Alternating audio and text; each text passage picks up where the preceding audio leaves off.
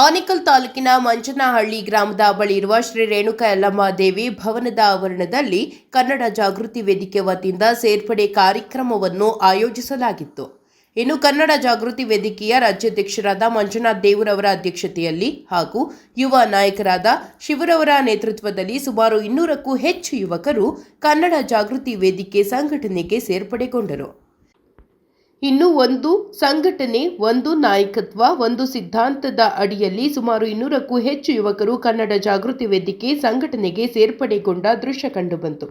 ಇನ್ನು ಕಾರ್ಯಕ್ರಮದಲ್ಲಿ ಕನ್ನಡ ಜಾಗೃತಿ ವೇದಿಕೆಯ ರಾಜ್ಯ ಖಜಾಂಚಿ ಕೋದಂಡರಾಮ, ವಿದ್ಯಾರ್ಥಿ ಘಟಕದ ಜಿಲ್ಲಾಧ್ಯಕ್ಷ ಸತೀಶ್ ರಾಜ್, ಯುವ ಘಟಕದ ಆನೇಕಲ್ ತಾಲೂಕು ಉಪಾಧ್ಯಕ್ಷ ಜಾವಿದ್ ಖಾನ್, ಮುಖಂಡರಾದ ನದೀಂ, ಸಂತೋಷ್, ಗಂಗಪ್ಪ, ಮಾಯಸಂದ್ರ ಸುರೇಶ್, ವೆಂಕಟೇಶ್, ಶ್ರೀನಿವಾಸ್, ಗಂಗಪ್ಪ, ಯಲ್ಲಪ್ಪ, ರವಿ, ವಿಜಯ್ ಕುಮಾರ್, ವಕೀಲರಾದ ನಾಗರಾಜ್ ಮತ್ತು ಕನ್ನಡ ಜಾಗೃತಿ ವೇದಿಕೆಯ ಪದಾಧಿಕಾರಿಗಳು ಭಾಗವಹಿಸಿದ್ರು.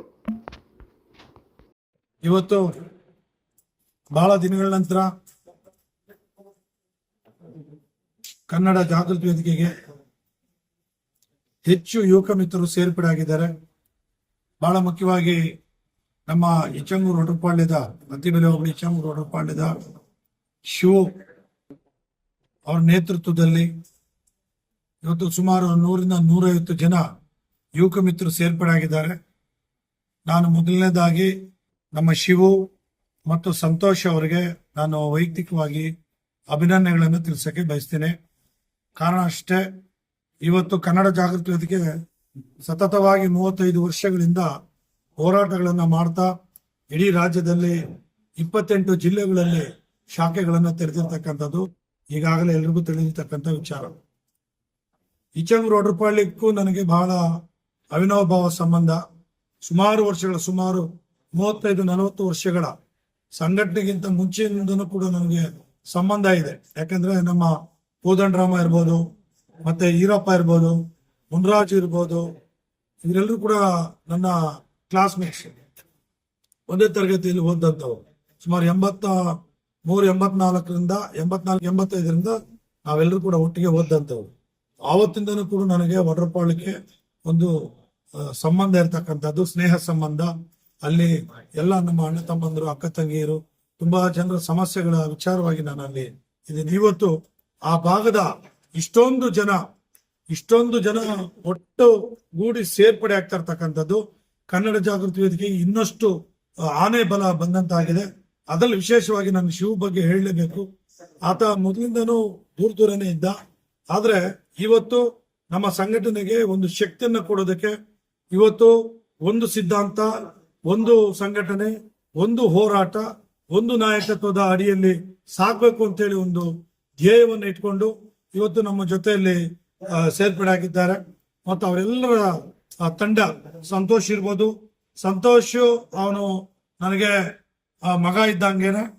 ಇವನು ನಮ್ಮ ತಮ್ಮ ವೀರಪ್ಪ ಇರ್ಬೋದು, ನಾಗರಾಜು, ಅಪ್ಪಯ್ಯ, ಸಂತೋಷು, ಶಿವು, ಶೇಖರ್, ವಿನೋದು, ಶಶಿ, ರವಿ, ನಂದೀಶು, ಮುರಳಿ, ಶಿವು ಮತ್ತೆ ಕುಮಾರ್, ಹರೀಶ್, ಇವರೆಲ್ಲರೂ ಕೂಡ ಬಹಳ ಮುಖ್ಯವಾಗಿರ್ತಕ್ಕಂಥ ಮುಂಚೂಣಿ ಯುವಕರು.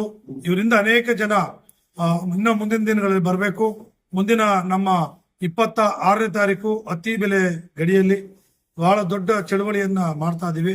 ಆ ಚಳವಳಿಗೂ ಕೂಡ ಇವರು ಸಿದ್ಧರಾಗಿ ಬರ್ತಾ ಇದ್ದಾರೆ. ಹಾಗಾಗಿ ನಾನು ಮತ್ತೆ ನಾಳೆ ಅಥವಾ ನಾಳಿದ್ದು ಮತ್ತೆ ಮಾಧ್ಯಮಗೋಷ್ಠಿಯನ್ನು ಕರೆದು ನಾನು ನಿಮ್ಮ ಮುಂದೆ ಪ್ರಸ್ತುತ ಪಡಿಸ್ತೇನೆ.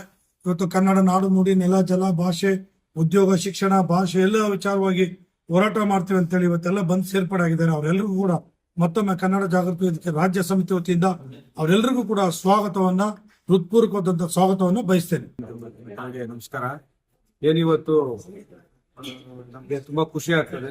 ಇವತ್ತಿನ ಭಾಗದಲ್ಲಿ ಒಡ್ರಪಾಳ್ಯ ಆಗಿರ್ಬೋದು, ಇಚ್ಚಂಗೂರು ಆಗಿರ್ಬೋದು, ಮತ್ತೆ ರಾಮಚಂದ್ರ ನಗರ ಆಗಿರ್ಬೋದು, ಅಮ್ಮನಪಾಳ್ಯ ಆಗಿರ್ಬೋದು, ಈ ಭಾಗದಲ್ಲಿ ಶಿವು ಅವರ ನೇತೃತ್ವದಲ್ಲಿ ಮತ್ತು ಸಂತೋಷ್ ಅವರ ನೇತೃತ್ವದಲ್ಲಿ ಬಹಳ ಕಾರ್ಯಕರ್ತರು ಇವತ್ತು ನಮ್ಮ ಕನ್ನಡ ಜಾಗೃತಿ ವೇದಿಕೆಯ ಸಿದ್ಧಾಂತವನ್ನ ಮೆಚ್ಚಿ ಹಾಗೂ ನಮ್ಮ ನಾಯಕರನ್ನ ನೆಚ್ಚಿ ಇವತ್ತಿನ ದಿನ ಸುಮಾರು ಕಮ್ಮಿ ಅಂದ್ರೆ ಒಂದು 400-500 ಜನ ಸೇರ್ಪಡೆ ಆಗಿದ್ದಾರೆ. ಅವ್ರಿಗೆ ಮೊದಲೇದಾಗಿ ನಮ್ಮ ಕನ್ನಡ ಜಾಗೃತಿ ವೇದಿಕೆ ವತಿಯಿಂದ ಅವ್ರಿಗೆ ಸ್ವಾಗತವನ್ನ ಬಯಸ್ತಾ ಇದೀವಿ. ಈಗಾಗಲೇ ನಿಮ್ಗೆಲ್ಲ ಗೊತ್ತಿದೆ, ಕನ್ನಡ ಜಾಗೃತಿ ವೇದಿಕೆ ಸುಮಾರು 30 ವರ್ಷಗಳಿಂದ ಹೋರಾಟ ಮಾಡ್ಕೊಂಡು 35 ವರ್ಷಗಳಿಂದ ಹೋರಾಟ ಮಾಡ್ಕೊಂಡು ಬರ್ತಾನೆ ಇದೆ. ಈಗ ನಾಡು ನುಡಿ ನೆಲ ಜಲ ಭಾಷೆ ಅಂತ ಹೇಳಿದ್ರೆ ಈಗ ಹೋದ ವಾರ ಮೇಕೆದಾಟು ವಿಚಾರದಲ್ಲಿ ನಮ್ಮ ಸಂಘಟನೆ ಮತ್ತು ಒಕ್ಕೂಟ ಸೇರಿ ಮಾಡ್ತು. ಈಗ ಮುಂದಿನ ವಾರ ಅಂದ್ರೆ ಬರೋ ಭಾನುವಾರ 26ನೇ ತಾರೀಕು ಸುಮಾರು ಸಾವಿರಾರು ಸಂಖ್ಯೆಯಲ್ಲಿ ಈ ಭಾಗದಿಂದ ನಮ್ಮ ಅತ್ತಿಬೆಲೆ ಗಡಿ ಭಾಗದಲ್ಲಿ ನಮ್ಮೆಲ್ಲರ ನೆಚ್ಚಿನ ನಾಯಕರು, ಗಡಿನಾಡ ಹುಲಿ ಅಂತಾನೆ ಹೇಳ್ಬೋದು, ಕನ್ನಡ ಜಾಗೃತಿ ವೇದಿಕೆಯ ಸಂಸ್ಥಾಪಕ ರಾಜ್ಯಾಧ್ಯಕ್ಷರಾದಂತಹ ಮಂಜುನಾಥ್ ದೇವಣ್ಣನವರ ನೇತೃತ್ವದಲ್ಲಿ, ನಮ್ಮ ಕನ್ನಡ ಜಾಗೃತಿ ವೇದಿಕೆಯ ನೇತೃತ್ವದಲ್ಲಿ ಅತ್ತಿಬೆಲೆ ಗಡಿ ಬಂಧನ ಮಾಡ್ತಾ ಇದ್ದೀವಿ.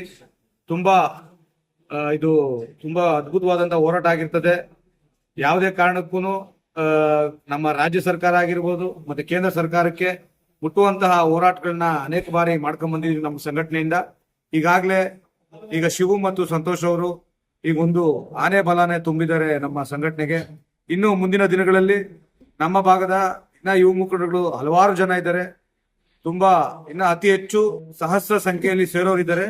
ನಾಳೆ ನಮ್ಮ ಸೀನಣ್ಣನವರು ಮಾಯಸಂದ್ರದಲ್ಲಿ ಅವರು ಸಹ ಒಂದು 100 ಜನನ ಸೇರ್ಪಡೆ ಮಾಡ್ತಾ ಇದ್ದಾರೆ. ನಮ್ಮ ಸಂಘಟನೆಯನ್ನ ನೆಚ್ಚಿ ಮತ್ತೆ ನಿಮ್ಗೆಲ್ಲ ಗೊತ್ತಿರಬಹುದು, ಯಾವುದೇ ಕ್ರಿಮಿನಲ್ ಬ್ಯಾಕ್ ಗ್ರೌಂಡ್ ಇಲ್ಲದಂತಹ ಏಕೈಕ ಸಂಘಟನೆ ಅದು ನಮ್ಮ ಕನ್ನಡ ಜಾಗೃತಿ ವೇದಿಕೆ. ಮತ್ತೆ ನಮ್ಮ ಹೆಮ್ಮೆ ಅದು. ಹಾಗಾಗಿ ನಾವು ಯಾವುದೇ ಆಸೆ ಆಮಿಷಗಳು ಮತ್ತೆ ದುಡ್ಡು ಕೊಟ್ಟು ಇಲ್ಲಿ ಕರೆಸಿರುವಂತ ಯಾವುದೇ ನಿದರ್ಶನಗಳಿಲ್ಲ. ನಮ್ಮ ಸಂಘಟನೆ ಸ್ವಚ್ಛ ಸಂಘಟನೆ, ಅಚ್ಚ ಕನ್ನಡಿಗರ ಸ್ವಚ್ಛ ಸಂಘಟನೆ ಆಗಿದೆ. ಹಾಗಾಗಿ ಇದೇ ಭಾನುವಾರ 26ನೇ ತಾರೀಕು ಮೇಕೆದಾಟು ವಿಚಾರ ಆಗಿರ್ಬೋದು, ಆಮೇಲೆ ಸ್ಥಳೀಯರಿಗೆ ಉದ್ಯೋಗ ಅವಕಾಶ ಆಗಿರ್ಬೋದು, ಆದಾಯ ವಿಚಾರ ಆಗಿರ್ಬೋದು, ಮುಖ್ಯವಾಗಿ ನಮ್ಮ ಭಾಗದ ರೈತರ ಮೇಲೆ ಏನು ಹಲ್ಲೆ ಆಗಿದೆ ಕಂದಾಯ ಭವನದಲ್ಲಿ ಹೋರಾಟ ಮಾಡ್ಬೇಕಾದ್ರೆ ಅದನ್ನು ಇಟ್ಟು ಈ ಗಡಿ ಭಾಗದಲ್ಲಿ ದೊಡ್ಡ ಮಟ್ಟದ ಹೋರಾಟವನ್ನ ನಮ್ಮ ಗಡಿ ಭಾಗದಲ್ಲಿ ನಮ್ಮ ರಾಜ್ಯಾಧ್ಯಕ್ಷರಾದಂತಹ ಮಂಜುನಾಥ್ ದೇವಣ್ಣನವರ ನೇತೃತ್ವದಲ್ಲಿ ಇದೇ 26 ಇದೆ. ದಯಮಾಡಿ ಎಲ್ಲಾ ಮಾಧ್ಯಮ ಮಿತ್ರರು ನಮ್ಗೆ 35 ವರ್ಷಗಳಿಂದ ಸಹಕಾರ ಮಾಡ್ಕೊಂಡ್ ಬಂದಿದ್ದೀರಾ, ಮತ್ತೆ ಸಹಕಾರ ಮಾಡ್ತಾನೆ ಇರ್ತೀರ ಅಂತ ಹೇಳ್ತಾ, ತಮಗೂ ಹೊಂದಿಸ್ತಾ, ನಮ್ಮ ಭಾಗದ ತಾಲೂಕಿನ ಜನತೆಗಳಿಗೆ ಹೊಂದಿಸ್ತಾ ನನ್ನ ಮಾತುಗಳನ್ನ ಮುಗಿಸ್ತೀನಿ. ನನ್ನ ಹೆಸರು ಆರ್ ಸತೀಶ್ ರಾಜ್, ವಿದ್ಯಾರ್ಥಿ ಘಟಕದ ಜಿಲ್ಲಾಧ್ಯಕ್ಷನಾಗಿ ಕೆಲಸ ಮಾಡ್ತಾ ಇದ್ದೀನಿ. ಎಲ್ರಿಗೂ ನಮಸ್ಕಾರ. ದೇವಣ್ಣ ಸಂಘಟನೆಗೆ ಎಲ್ಲಾರು ಹುಡುಗರೆಲ್ಲ ಸೇರ್ಪಡೆ ಆಗ್ತಾ ಇದ್ದೀರಿ. ಎಲ್ಲ ನಿಂತ್ಕೊಂಡೆಲ್ಲ ನಾವು ನಾನಿಂದ ನಡ್ಸ್ಕೊಂಡು ಹೋಗ್ತಿರಂತ ದೇವಣ್ಣಿಗೆ ಮಾತು ಕೊಡ್ತಾ ಇದ್ದೀರಿ. ಎಲ್ಲ ಶಿವ ಆಗಿರ್ಬೋದು, ರಲಿ ಆಗಿರ್ಬೋದು, ಎಲ್ಲ ಗಂಗಪ್ಪ ಆಗಿರ್ಬೋದು, ಎಲ್ಲ ಹುಡುಗರು ನಮ್ಮ ಊರಾಗ ಎಲ್ಲ ಸೇರಿ ವೀರಪ್ಪ, ನಂದೀಶ್ ಎಲ್ಲ ಸೇರಿ ನಾವು ಸಂಘಟನೆ ದೇವಣ್ಣ ಸಂಘಟನೆಗೆ ಜಾಗೃತಿ ವೇದಿಕೆಗ ನಾವು ಸೇರ್ಪಡೆ ಆಗ್ತಾ ಇದ್ದೀರಿ. ಇವತ್ತು ಅವ್ರಿಗೆ ಹೃದಯಪೂರ್ವಕ ಧನ್ಯವಾದ ಸಲ್ಲಿಸ್ತಾ, ಕನ್ನಡ ಜಾಗೃತಿ ವೇದಿಕೆ ತುಂಬಾ ದಿನದಿಂದ ಅನ್ನ ಹೇಳ್ತಾ ಇದೆ, ನಾನು ಸಂಘಟನೆ ಮಾಡ್ಬೇಕು ಅಂತ. ನಾನು ಮಾಡಿದ್ರೆ ಚೆನ್ನಾಗಿ ಮಾಡ್ಬೇಕಂತ ಒಂದು ತುಂಬಾ ಆಸೆ ಇತ್ತು. ಇನ್ನು ಮುಂದೆ ಇನ್ನೂ ಚೆನ್ನಾಗಿ ಮಾಡ್ತೀನಿ. ಈ ಮೇಲೆ ನಮ್ಮ ಪ್ರೀತಿ ಅಣ್ಣನ ದೇವಣ್ಣ ಹಿಂದೆ ಇರ್ತೀನಂತ ಇವತ್ತು ಸಂಘಟನೆ 100ರಿಂದ 200 ಜನರಿಂದ ಸೇರಿದ್ದೀರಿ. ನೆಕ್ಸ್ಟ್ ಅಷ್ಟೇ ಈ ಭಾನುವಾರ, ಇದೇ ಭಾನುವಾರ 20ನೇ ತಾರೀಕು 226ಕ್ಕೆ 200ರಿಂದ 250 ಜನ ಸೇರಿಸೋ ಜವಾಬ್ದಾರಿ ನಂದಿದ್ದೀನಿ.